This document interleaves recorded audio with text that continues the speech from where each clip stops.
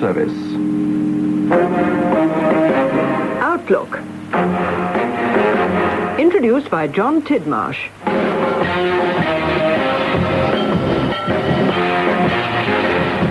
Hello and welcome to Outlook. Ian Smith, he wasn't there for the celebrations, but what does he think of the future for Zimbabwe? The memories of the man who led the break-in at Watergate, and later in the programme we'll be talking to the darling of Covent Garden, Kiriti Karnawa.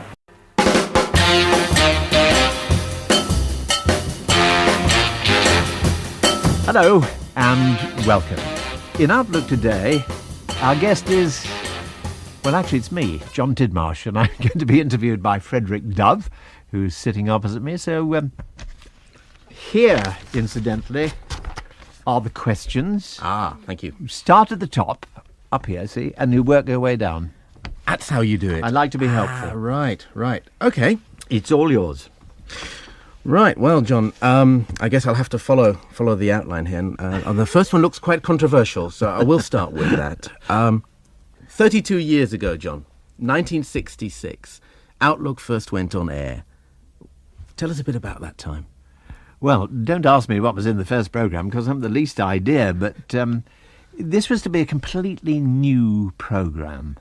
It was going to be 40 minutes live, twice a day, and a recording that went out in the middle of the night to the Caribbean. And it was to include, first of all, the top news stories of the day, 2 or 3 of them looking at the background to events.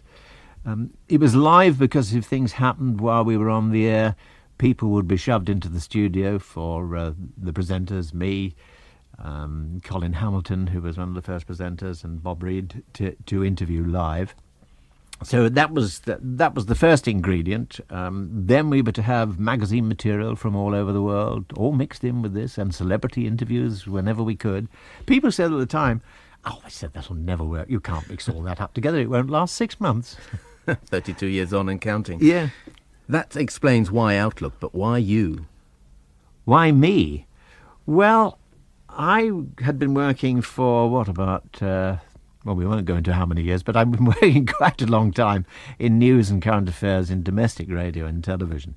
I'd also been around the world a bit on various foreign assignments, India a couple of times. I'd been at the United Nations in New York, and I'd recently been in Vietnam for 2 months. I was rather worried that they might be trying to tell me something. So they thought I was the sort of person they could shove people in the studio and I'd know what to ask. 32 years as the presenter, the main presenter of Outlook. Has it been good fun? Oh, it's been absolutely tremendous. I mean, people often ask me why have I stayed with World Service all this time. It's either due to a total lack of ambition.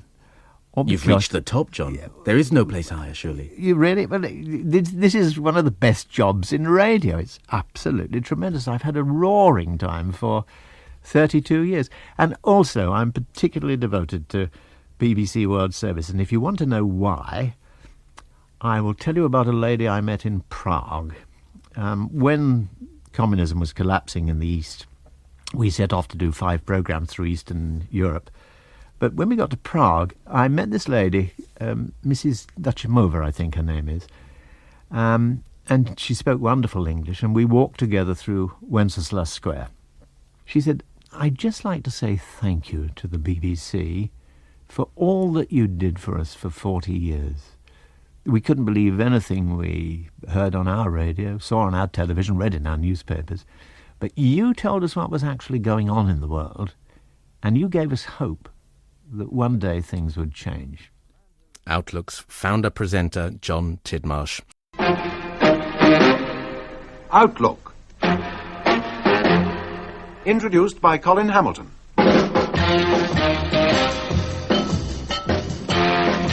Thank you. Traditionally, this is the time when we take a backwards look at the old year. So perhaps you'll join us in remembering some of the highlights of 1986 on Outlook, during which we gave in quite frequently to that urge to wander. Reykjavik, the capital of Iceland, where all is now set.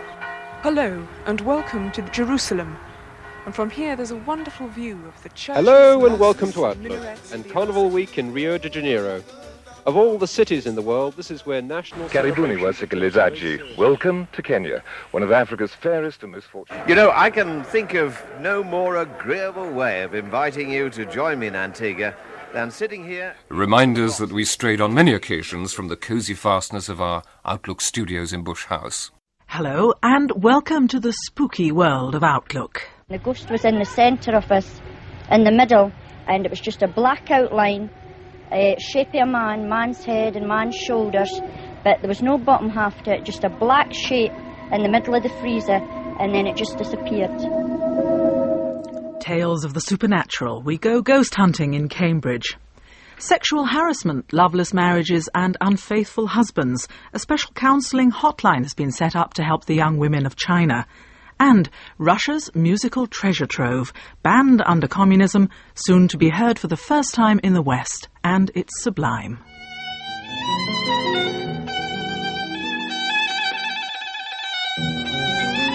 This is Outlook on the BBC World Service. I'm Frederick Dove.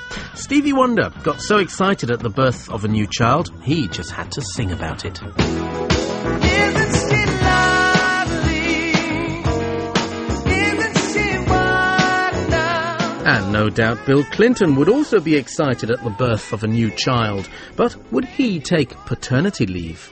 You know, for me, even though presidents have a very hard schedule, you know, we keep very long hours, you have some more flexibility with your time because we live above the store, so to speak. So I wouldn't have the same burdens if we were having a baby. I could spend a lot of time with the baby and still work and work out. This is Outlook on the BBC World Service. I'm Heather Payton. Today, how a top BBC man whose only disguise was a baseball cap evaded detection in Zimbabwe to report on a likely challenge to President Mugabe.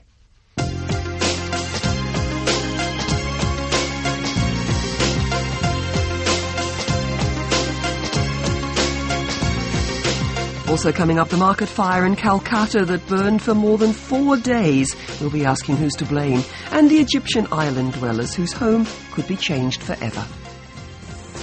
The 9th of April 2003, and the moment, more than any other, that symbolised the literal downfall of Saddam when his statue in Baghdad's main square was torn down. They're waving their fists in the air, they're chanting death to Saddam. They're clapping in the air. For many Iraqis, the days shortly after the overthrow of Saddam were a time of optimism, of hope for a new democratic and prosperous country. This is the BBC World Service. I'm Caroline Wyatt.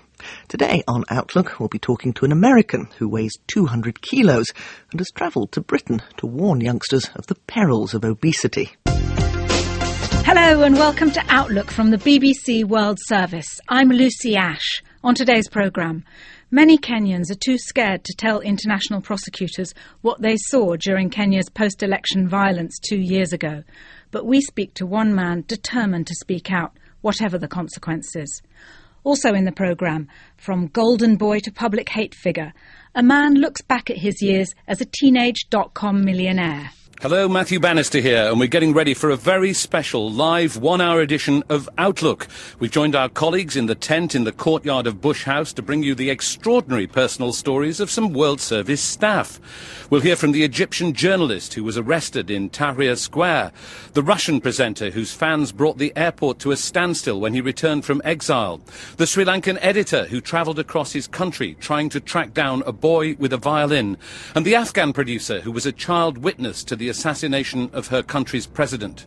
From Sierra Leone, we'll hear about the pressures and pain of covering a bloody civil war from afar. On the lighter side, one of our guests will tell us how she became a cartoon rabbit, another worked as a sleepy night porter, and a third fell in love with her husband's handwriting. That's Outlook on the BBC World Service, coming live from a tent after the news.